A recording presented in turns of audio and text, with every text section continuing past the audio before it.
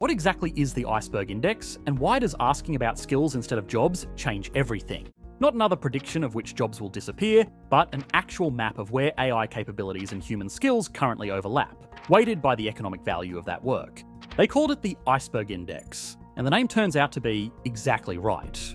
When you measure the work AI can technically perform across the tech sector, it accounts for about 2.2% of total US labour market wage value, roughly $211 billion. That's the visible tip of the iceberg, but when you apply the same methodology to the whole economy, the number jumps to 11.7%, roughly $1.2 trillion, and 5 times larger. That's the part underwater, and it includes highly educated, well-paid professionals in industries and sectors that haven't generated a single anxious headline about AI. What exactly is the Iceberg Index, and why does asking about skills instead of jobs change everything? What does the index actually reveal about what's going on below the surface, and how much of the story we've been missing? And finally, what happens to the workers and industries that AI simply cannot touch? And why is that answer a lot stranger and a lot more expensive than most people expect?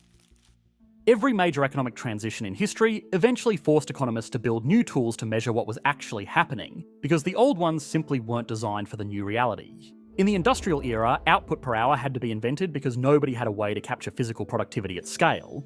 In the internet era, GDP ran into a rather embarrassing problem, which is that it could measure the value of encyclopedias sold in shops, but couldn't measure the value of Wikipedia, which replaced them altogether.